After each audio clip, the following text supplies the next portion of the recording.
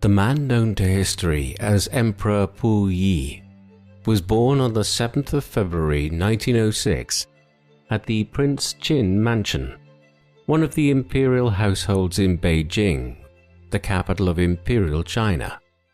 He was born a prince of the Qing or Manchu dynasty, which had ruled China since the middle of the 17th century. Puyi's father, Prince Chun, whose personal name was Cai Feng, was the grandson of the Daoguang Emperor, who ruled China between 1820 and 1850. When Prince Chun was born in 1883, his elder half-brother Cai Tan was already the Guangxu Emperor, though the formidable Dowager Empress Cixi had been the real power behind the throne since 1861, as regent for her son, the Tongji Emperor. In 1901, the 18-year-old Prince Chun traveled to Germany on a diplomatic mission to offer an official apology for the murder of a German diplomat, Clemens von Ketteler, during the Boxer Rebellion that had swept China since 1899. Soon after his return to China in 1902, Prince Chun married You Lan, the daughter of Ronglu, one of Dowager Empress Cixi's leading supporters at court. The couple would go on to have 5 children, of whom Puyi was the eldest. Very little is known about You Lan, who was marginalized at the imperial court. The homeland of Puyi's Aisin Gyoro clan was in the area of northeastern China, known to Westerners as Manchuria, lying between the Korean peninsula in the south and Russia to the north. The clan had initially been part of the Jurchen tribal confederation and were vassals of the Chinese Ming dynasty. But in 1616, its chieftain Nurhaci united the Jurchen tribes and proclaimed himself as Khan of the later Jin dynasty, claiming the legacy of the Jurchen Jin Empire, which ruled northern China in the 12th century. Nurhaci went on to campaign against Ming forces and established his capital in modern-day Shenyang, also known as Mukden. Following his death in 1626, his son Hung Taiji continued the conquests by incorporating Korea and Inner Mongolia into the expanded empire. In 1636, Hung Taiji adopted the name Manchu for his people and changed the name of the dynasty from Jin to Qing. He died in 1643 and was succeeded by his young son, Emperor Shunzhi. The following year, Qing armies poured through the Shanghai Pass and occupied Beijing. While the Manchus adopted many Chinese customs and retained much of the Ming administrative system, they remained a distinct ethnic group and did not intermarry extensively with the Han Chinese majority. Qing power and prestige peaked during the long reign of the Qianlong Emperor in the second half of the 18th century, at which time the dynasty exercised great power over lands as far west as Tibet and held sway over much of the South China Sea. A steep decline followed in the early 19th century, difficulties which were compounded as the European powers began interfering to a much greater extent in the Far East than they previously had. China's refusal to open more ports to British trade led to the outbreak of the First Opium War in 1839, resulting in the cession of the island of Hong Kong to Britain in 1842. A major revolt known as the Taiping Rebellion followed in 1853, while unresolved issues over the opium trade led to the Second Opium War in 1856, during which British and French troops sacked the old summer palace in Beijing. In the second half of the century, the Chinese tried to emulate the successful modernization reforms undertaken in Japan following the Meiji Restoration of 1868. Much of this centered on creating the Beiyang Fleet, commissioning ships from British and German shipyards. However, government corruption and incompetence led to the fleet's destruction by the Japanese Navy during the First Sino-Japanese War of 1894 to 1895, as a result of which Formosa, the name at the time for Taiwan, was lost to Japan, and the Japanese became the primary power on the Korean peninsula. The loss of Korea and Taiwan to Japan following the war was a national humiliation for China, one that encouraged opposition to the Qing government. In this context, the government, which was largely controlled throughout this time by Dowager Empress Cixi, Puyi's great-aunt, attempted some reforms to drag China into the modern era. It was too little too late in most cases, though. In 1899, the Society of Righteous and Harmonious Fists, known colloquially as the Boxers, emerged in northern China. By 1900, they were launching attacks on railroads built by foreign companies in China that were viewed as instruments of Western imperialism and murdering Christian missionaries.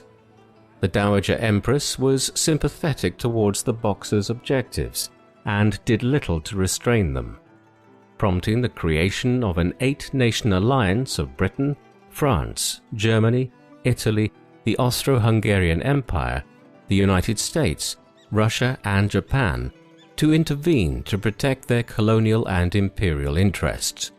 Foreign intervention soon crushed the Boxer revolt.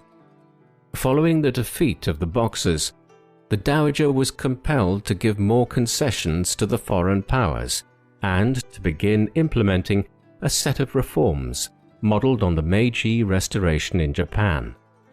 This was the context in which Puyi was born, a country in chaos and a Qing dynasty which was barely clinging on to power, as Western nations considered carving China up between them, and domestic forces battled over whether China should stick to its traditional values or modernize.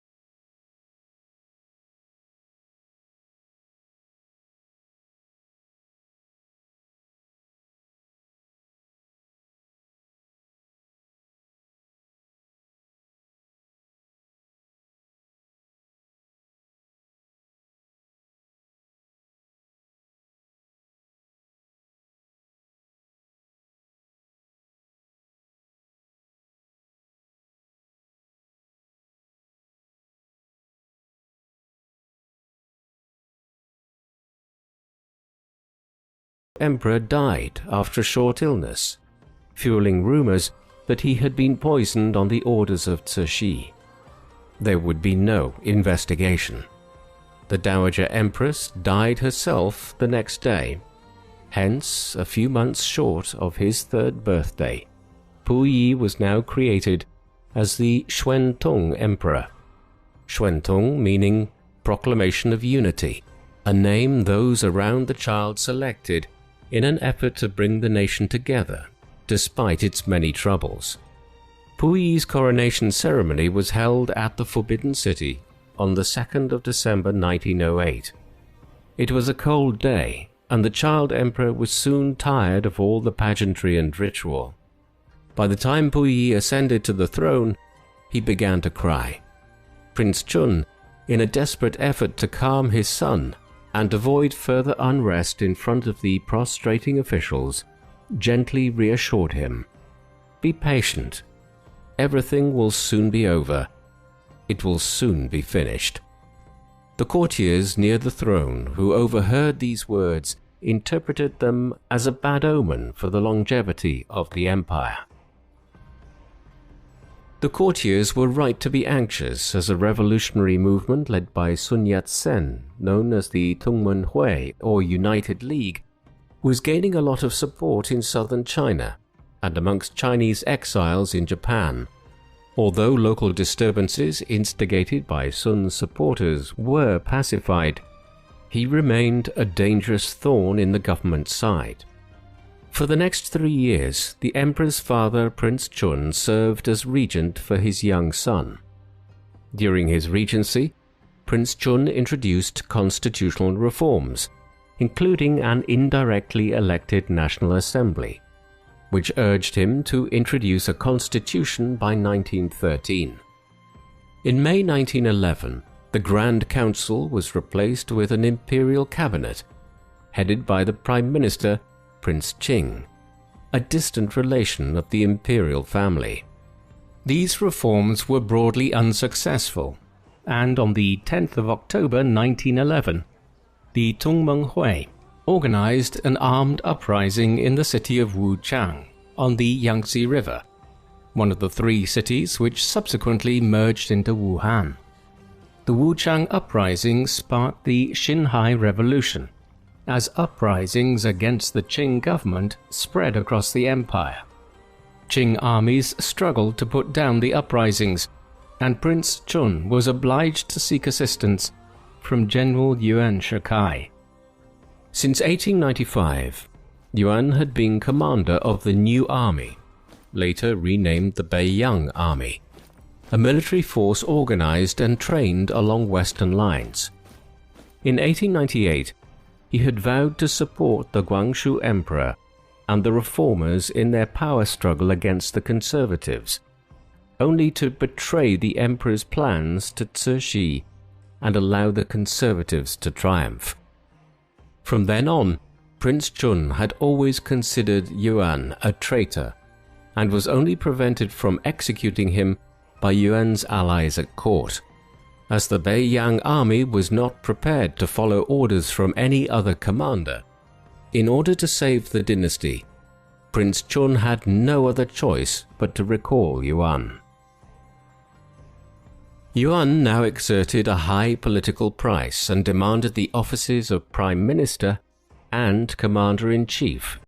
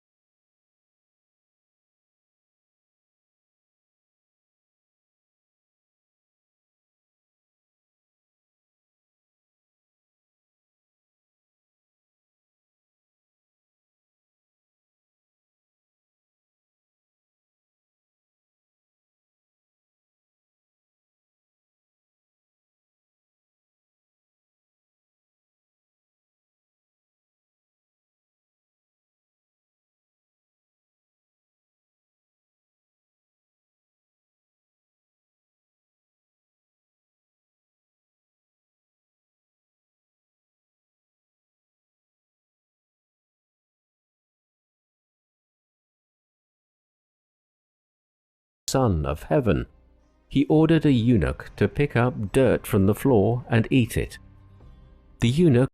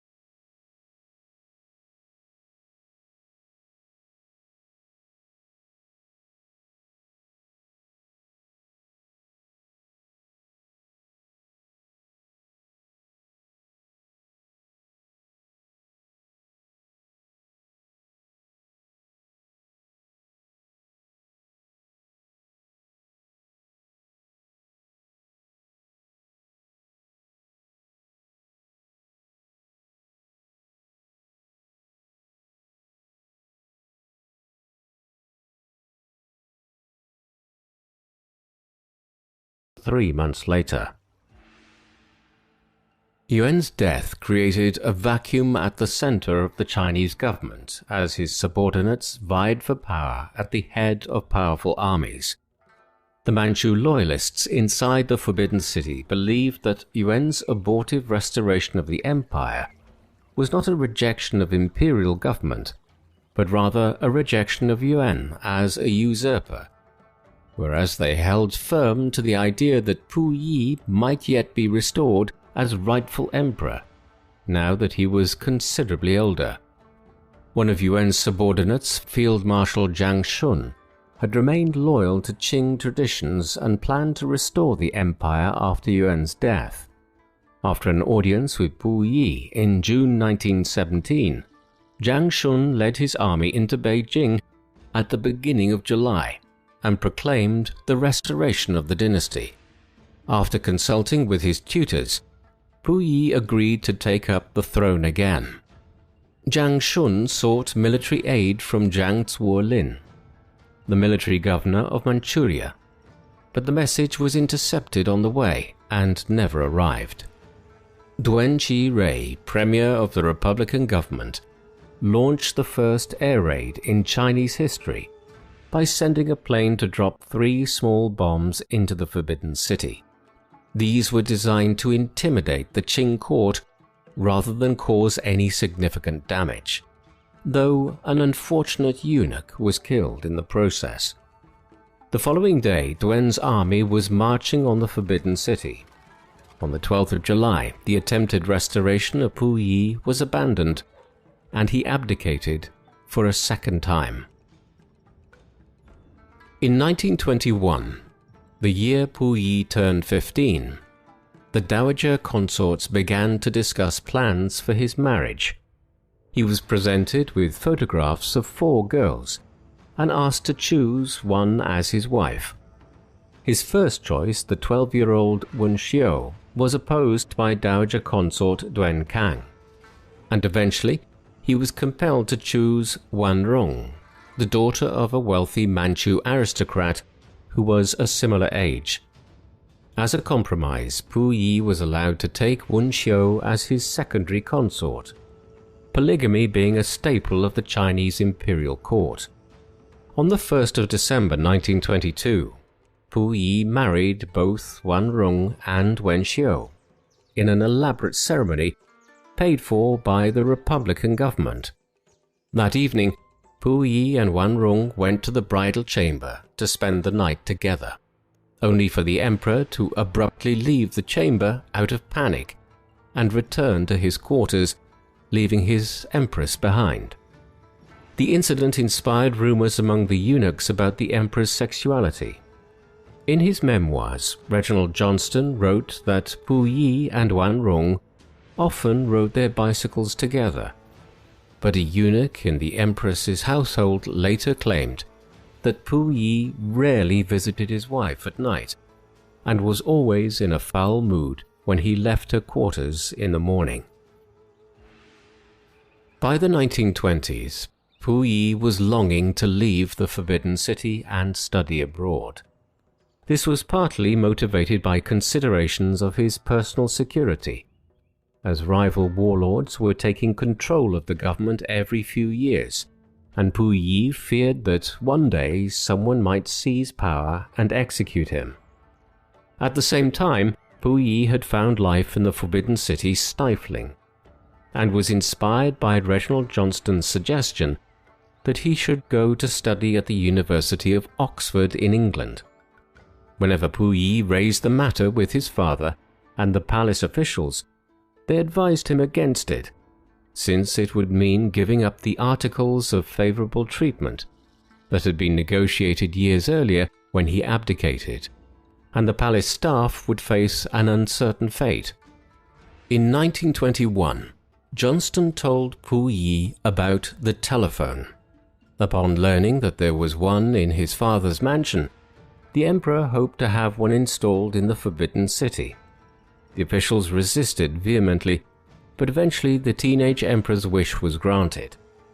Puyi remained fond of practical jokes and often used the telephone directory to ring up celebrities before hanging up without saying a word. By the summer of 1922, Puyi submitted an official request to leave the Forbidden City. When this was turned down, he plotted with his younger brother Puyi to make an escape and raise money by selling scrolls and antiques from the palace. At Johnston's suggestion, Puyi made contact with the Dutch legation, the mission of Dutch diplomats, business people and Christian missionaries in Beijing, whom he believed might facilitate his wish to leave the Forbidden City. The Dutch minister agreed to send a car to the Forbidden City on the 25th of March 1923, but 1 hour before the agreed time, Prince Chun placed the palace complex under curfew and confronted his 2 sons and asked about their intended escape.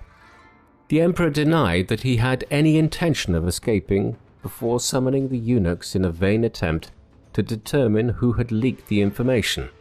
As Puyi cursed the eunuchs, Johnston advised him to reorganize the imperial household. Over the next several months, Puyi set about doing this, expelling many of the eunuchs and other officials, a process which was facilitated in June 1923 when a fire broke out in the storerooms of the Forbidden City, destroying many priceless treasures. Puyi subsequently blamed this on the eunuchs and used it as a cover for his household reforms. Puyi was soon to be expelled from the Forbidden City as a result of events in the wider country. On the morning of the 5th of November 1924, General Fang Yuxiang rebelled against his superior commander Wu Peifu and occupied Beijing. Feng replaced the palace guard with his own men and cut off the palace's communications before sending an envoy to inform Puyi that he intended to abolish the articles of favorable treatment. A few hours later, Puyi and his wives were taken by car to Prince Chun's mansion. Upon arrival, Puyi informed the soldiers that he intended to live life as an ordinary citizen and that he had considered the imperial palace a prison. Despite promises from the government that they would keep him safe, Puyi and some of his senior advisors decided to seek refuge at one of the foreign legations. While Puyi was waiting for Johnston to negotiate terms at the British legation, Chen Baochun and Zheng Xiaoshu advised him to seek help at the Japanese legation in the city instead. Puyi was well received by the Japanese officials, who reunited him with his 2 wives and members of his household staff. After expressing a desire to go to study in Japan, he received approval from the legation authorities. In February 1925, he left the capital and moved into a house in the Japanese concession in the port city of Tianjin. In all of this, it must be borne in mind that Japan was beginning to engage in a more aggressive approach towards China at this time, and the government in Tokyo would have viewed having hold of the last Qing emperor as a tool that they might subsequently use as part of their imperial policies. Although Puyi intended his stay in Tianjin to be a brief one, he would spend the next 7 years living in the city. During this period, his advisors were split between negotiating a return to the Forbidden City and seeking international assistance to take back the throne. Puyi himself favored establishing contact with the warlords in an effort to reacquire the throne he had lost as an infant. By now he was a young man, nearing his 20th year, and he had growing ambitions. In June 1925, he secretly left the legation to meet Marshal Jiang Zuolin at his Tianjin residence. The marshal kowtowed to him and invited him to take up residence at the old imperial palace at Shenyang. The Japanese authorities warned Puyi against traveling outside the Japanese concession, and the negotiations made no real further progress.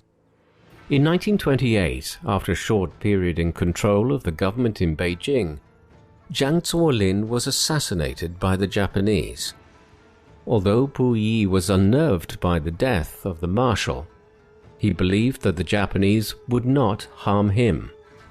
As powerful as he was, Jiang Zuolin was just a military commander, and there were plenty of those in China. As weak as he was, Puyi had been an emperor, and it would not be straightforward for the Japanese to get rid of him without alienating the Qing loyalists who remained in northern China, particularly in Manchuria, the ancient home of the Qing in the northeast of the country. During his stay in Tianjin, Puyi enjoyed greater freedoms than those he had previously enjoyed in the Forbidden City. He was treated as an honored guest in the other foreign concessions, where he was always addressed as emperor and was invited to review their troops on special occasions. He continued to have a considerable fortune after selling some valuables taken from the Forbidden City, while he also retained substantial properties in Manchuria, which had been the personal property of the Qing emperors. A large part of Puyi's expenditure was on gifts as part of his campaign to influence warlords, but he and his family also lived an extravagant lifestyle, buying cars, pianos, watches, radios, Western clothing, and other luxurious items for himself and his two wives, who competed with each other for gifts from their husband. In an attempt to prevent his expenses from getting out of control, he set a spending limit for his wives. In 1931, Wen Shou suddenly asked for a divorce. Puyi readily consented, but came to believe that Empress Wanrong had forced her out of the way. China's wider politics were in turmoil as well again during these years. In 1927, General Chiang Kai-shek, Sun Yat-sen's successor as the head of the Nationalist Party after the old leader died in 1925, launched his northern expedition against the warlords, a military campaign which was given its name as Chiang Kai-shek led his armies north from the south of China against the corrupt republican government of the warlords in cities like Nanjing, Shanghai, and Beijing. In June 1928, Chiang Kai-shek's subordinate General Sun Dianying desecrated and plundered the eastern mausoleum of the Qing emperors, which included the tombs of the Kangxi and Qianlong emperors, as well as the late Cixi. Puyi and the former Qing officials were furious and swore to avenge his ancestors and restore the great Qing. Puyi recognized that he could do nothing without an army, and the only military assistance he could access was Japanese. He therefore arranged for his brother, Pu Jie, and one of his brothers-in-law to receive military training in Japan, while he himself entered into more concerted negotiations with Tokyo about their future plans in China. Over time, Puyi developed the ambition to rule in Manchuria, and the Japanese government would soon facilitate him, even if he would never hold anything more than some ceremonial power. On the 18th of September 1931, the Japanese Kwantung Army, under the command of Shigeru Honju, invaded Manchuria. After writing to the Japanese Army Minister, Puyi met with Kenji Doihara, the representative of the Kwantung Army stationed on the Liaodong Peninsula, who invited him to leave Tianjin for Manchuria. Doihara promised Puyi that the Japanese had no territorial ambitions in Manchuria and hoped to set up an independent state for the Manchu people, whom, he argued, had been suffering there as a result of the endless Chinese civil wars and power struggles. After being promised that he would enjoy full powers as an emperor with an alliance with Japan, Puyi accepted the offer. While Puyi made arrangements to leave Tianjin, Chen Baochun and several of his other Chinese advisors were horrified and begged him to reconsider. 3 days later, an envoy from Chiang Kai-shek's nationalist government based in Nanjing offered to restore Puyi to the Forbidden City under the same terms he had lived there in the 1910s and early 1920s if he desisted from his present course. The former emperor would not be dissuaded, though. Puyi left Tianjin on the 10th of November on a Japanese boat and arrived at Manchuria on the 13th. Upon his arrival there, he was surprised to find that his advisors were still negotiating with the Japanese about the political arrangements of the new Manchurian state. In February 1932, the Japanese announced that the new state of Manchukuo, or Manchu country, would be a republic, with Puyi as its chief executive based in Changchun, the capital of Liaoning province. Puyi was outraged at this breaking of the terms he had agreed earlier with the Japanese, but he was convinced to accept these arrangements after being reassured that they would only be in place for a transitional period until the establishment of an imperial government. On the 8th of March, Puyi arrived at Changchun to assume his new office in the presence of the Japanese general Honju and a group of Manchurian princes. He proceeded to appoint his prime minister Zhong Xiaoshu, the official who had attempted to reform his household at the Forbidden City and who had been one of the loudest voices calling for Puyi to seek the support of the Japanese. Although Puyi regarded the office of chief executive as a stepping stone to the restoration of the great Qing Empire, he soon discovered that his wide-ranging powers as chief executive only existed on paper. All political decisions were instead made by Japanese deputy ministers, who answered to the Kwantung Army.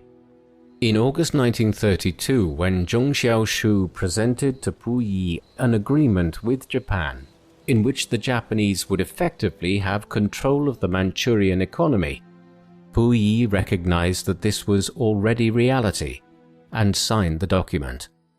In September, Marshal Nobuyoshi Muto replaced Honju as commander of the Kwantung Army, but Puyi's hopes that the new commander would be more sympathetic to his demands for real political power soon proved illusory.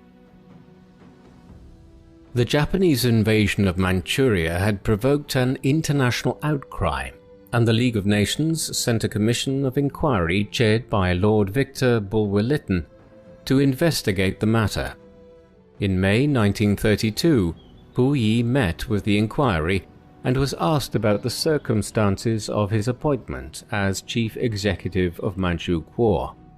In his autobiography, first published in 1964, Puyi claimed that he briefly considered telling the truth and requesting asylum in Britain, but the presence of Kwantung Army officers compelled him to tell the commission what he had been instructed by the Japanese. Puyi and his advisors were encouraged when the Lytton Commission published its report in October condemning Japanese aggression and recommending Manchuria be placed under international control.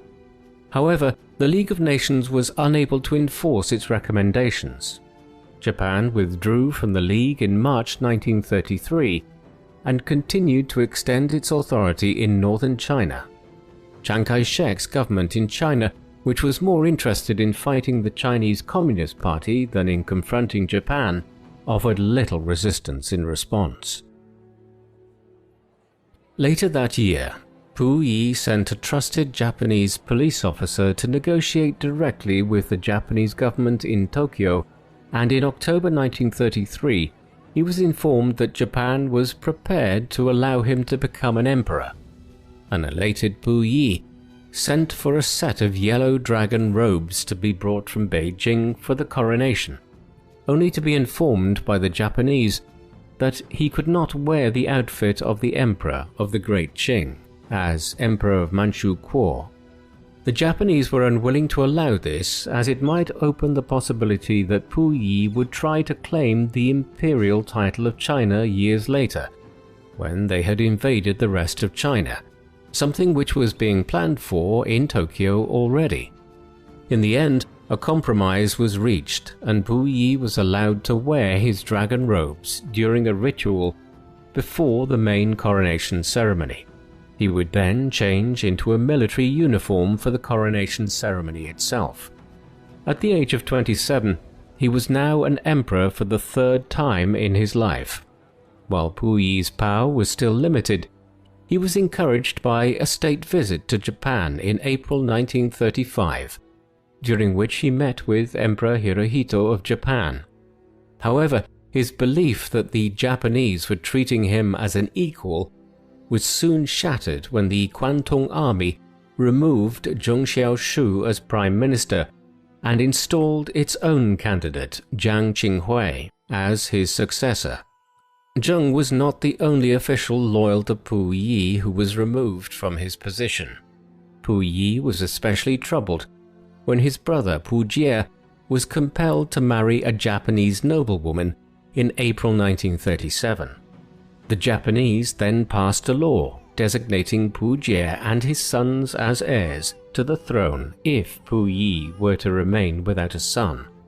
A few years later, when Puyi was encouraged to take a Japanese consort for himself, he adamantly refused and instead chose a girl from Manchuria. On the 7th of July 1937, following the Marco Polo Bridge incident near Beijing, in which Japanese and Chinese forces clashed, the Japanese invaded and occupied the former Chinese imperial capital. From then onwards, Puyi's limited freedoms were even more restricted, and almost all his public activities and announcements were carried out on the advice of Kwantung Army officers attached to Puyi's household. Frustrated at his lack of political power, Puyi managed his household with strict discipline and revived his practice from the Forbidden City of having his staff flogged mercilessly for the smallest of transgressions. He reflected in his autobiography that, quote, "Although powerless and without authority outside my own household, I was the absolute ruler in my own palace." During this period, Puyi took a great interest in Buddhist scriptures and adopted a vegetarian diet. In contrast to his treatment of servants, he took great pains not to harm any animal, and recalled ordering his entire family to chase away a cat pouncing on a mouse. The Japanese army had achieved lightning successes in 1937, capturing Shanghai in November and Nanjing in December, forcing Chiang Kai-shek's government to relocate to Chongqing in southwest China, which was established as the capital of the Alliance of Convenience, which now was entered into by the Chinese nationalists and communists. By 1939, Japan's initial momentum had been blunted by extended supply lines and counteroffensives by the nationalists and communists. With its armies bogged down in China, the Japanese army launched an offensive against British and Dutch colonies in Southeast Asia in 1941, in search of badly needed oil to keep their war machine running. The simultaneous attack on the American naval base at Pearl Harbor in Hawaii on the 7th of December 1941 brought the United States into the Second World War. American military aid to the Chinese government further undermined Japanese prospects in China, and Japanese efforts to launch new offensives in the south were mostly unsuccessful. Following the end of the Second World War in Europe, with the occupation of Berlin by Allied forces in May 1945, the Soviet Union could turn its attention eastwards and declare war on Japan to aid its American ally. As the Russians invaded Manchuria, Puyi and his staff fled from Changchun. Following Japan's unconditional surrender on the 15th of August in the war, following the atomic bombings of Hiroshima and Nagasaki days earlier by the United States, the Japanese occupation forces intended to take Puyi to Tokyo. The day after the surrender, the former emperor and a small number of family members and attendants arrived at Shenyang, awaiting the transfer to Japan. There was no space for Puyi's wife, Empress Wanrong, and she was later captured by the Chinese and died in prison in 1946. While Puyi was awaiting the plane to take him to Tokyo, the Soviets took control of the airfield. The following day, he was placed on a Soviet plane bound for the Siberian town of Chita, where he stayed for a few months before being transferred to Khabarovsk, close to the Chinese border. Although his attendants no longer dared to address him as emperor, Puyi was generally well treated as a Soviet prisoner. He had entertained notions that since the Soviet Union had been allied to Great Britain and the United States during the Second World War, he might be allowed a comfortable exile in Britain or America. His main priority was to avoid returning to China, and he wrote directly to Soviet leader Joseph Stalin, seeking to stay permanently in the Soviet Union. While Stalin did not grant these requests, he also refused Chiang Kai-shek's demands to extradite Puyi to China. In August 1946, Puyi was sent to Tokyo to give evidence before the International Military Tribunal for the Far East and detailed his treatment by Japanese officials. He directly accused them of war crimes, but when he was asked about his own motivations for establishing contact with Japan and going to Manchuria, he perjured himself by claiming that he had been forcibly taken by the Japanese. In his autobiography, Puyi argued that he tried to understate his role out of the fear that he would face trial in China and be executed as a collaborator. During his stay in the Soviet Union, Puyi received updates about the course of the Chinese Civil War from a Chinese-language Soviet newspaper and his Russian interpreters. After evacuating Manchuria, the Soviets handed control of the region to the Communists, and General Lin Biao used the military equipment left behind to launch an offensive in central China. At first, Puyi and his fellow prisoners did not believe the reports of communist successes, but eventually recognized that the nationalists would be defeated. Puyi himself did not have any particular preference for either side, realizing that both the nationalists and communists intended to execute him if he ever returned home. On the 1st of October 1949, Mao Zedong, leader of the Chinese Communist Party, proclaimed the founding of the People's Republic of China at the Gate of Heavenly Peace in front of the Forbidden City in Beijing. Following negotiations between Mao and Stalin, and much to Puyi's dismay, a deal was soon brokered for the last emperor to be sent back to China. Puyi boarded a Russian train to that effect on the 31st of July 1950. Reaching the border the next day, he was transferred to a Chinese train, still convinced that he was being led to his death. The following morning, as the train stopped at Changchun, Puyi believed that his former capital would serve as the site of his public execution, only for the train to continue on its journey.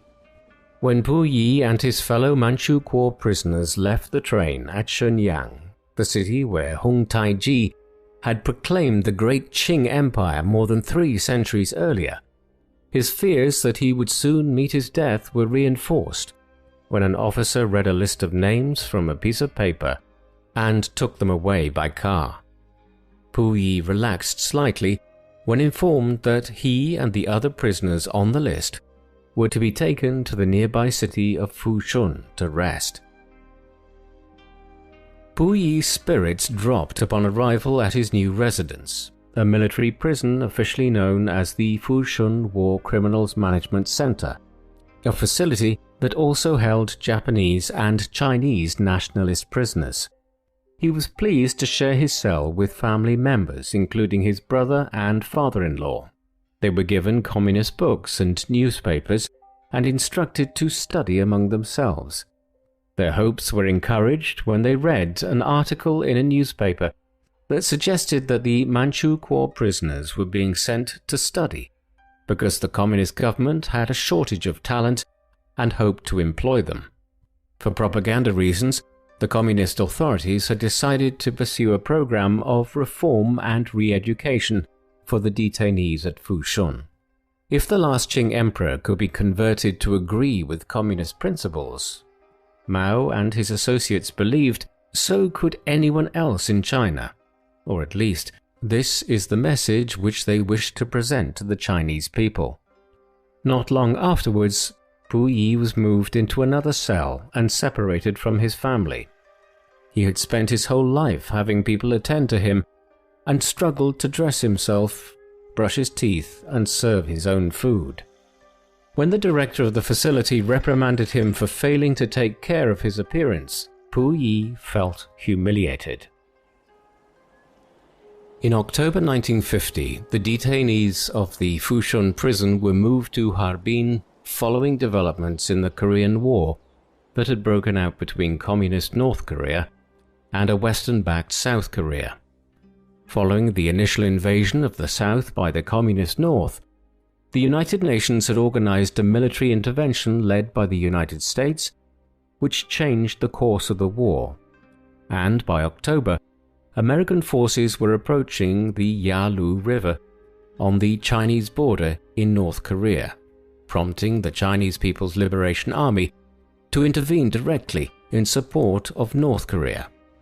Puyi and his family believed that the Americans would defeat the communists and occupy Manchuria, and that the communist authorities would execute them once they realized all was lost. With this mindset, Puyi refused to believe reports that Chinese and North Korean armies had driven the Americans back and captured the South Korean capital of Seoul in January 1951. Though the South recaptured Seoul a few months later, the war front soon stabilized, and peace talks began, enabling Puyi to feel more secure. While at Harbin, the re-education program designed to reform Puyi and his fellow prisoners into model communist citizens gathered pace. Puyi was encouraged to write memoirs about his life and consider how he had lived. In an effort to demonstrate his desire to reform himself, Puyi took a set of Emperor Qianlong's seals from the 18th century which he had hidden in his bag after carrying them with him for many years, and presented them to the authorities as a gift to the Chinese government. The scheme backfired, since this aroused suspicions that Puyi had other hidden treasures with him, ones which he hoped to sell one day to finance a comfortable life in exile. After much hesitation, Puyi admitted that he and his followers had possession of over 400 items of jewelry and other valuable items, and apologized for keeping them secret from the prison authorities.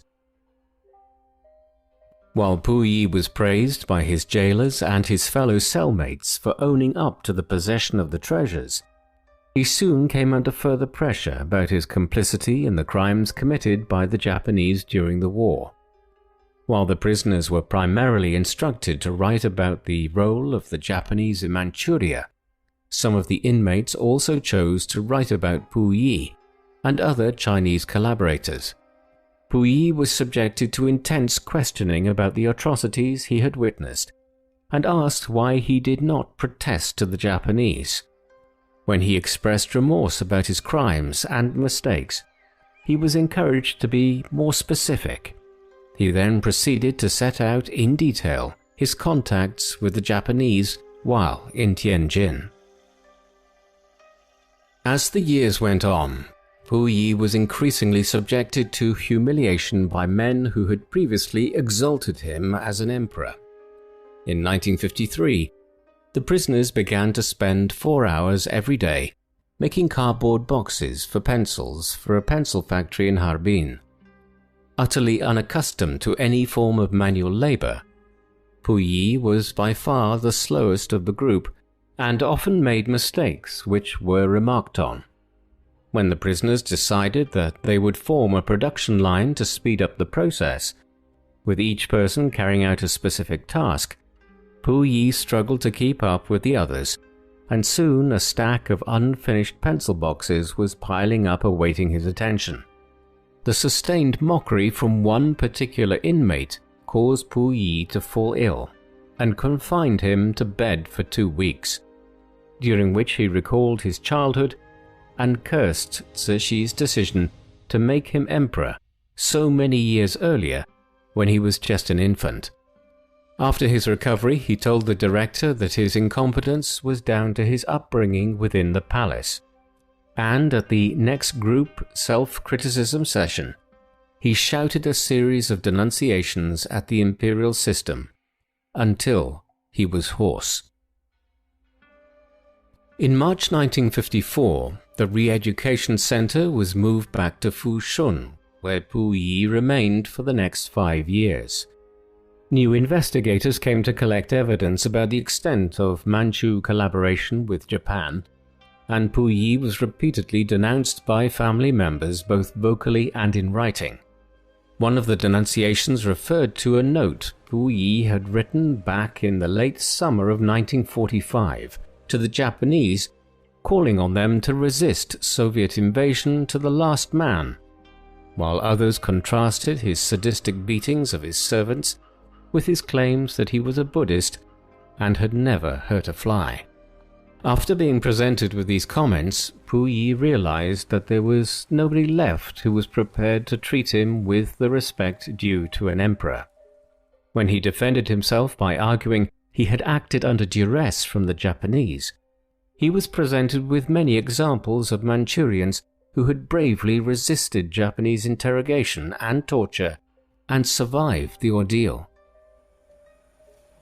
In 1956, the officials at Fushun decided it was time for the inmates to observe the economic developments taking place in the new socialist China. Although Puyi and some others were afraid that the locals might recognize them and cause them harm, these visits usually occurred without incident. Puyi expanded his contact with the outside world when an uncle was allowed to pay him a visit to tell him of the fate of the imperial Aisin Gyoro clan. Under Chiang's nationalists, many Manchus were discriminated against and adopted Han Chinese surnames. But after the communists came to power, many of them felt they could acknowledge their true ethnic identity. The communist government had also appointed several of Puyi's relatives to various political and cultural bodies. The knowledge that many of his family members were not only alive but doing well brought Puyi to tears. Every Chinese New Year, the detainees of the Fushun Center put on plays on subjects designed to reinforce the communist worldview. Puyi had only helped with stage decorations before, but in 1957 he performed in a short play about the Suez Crisis in Egypt.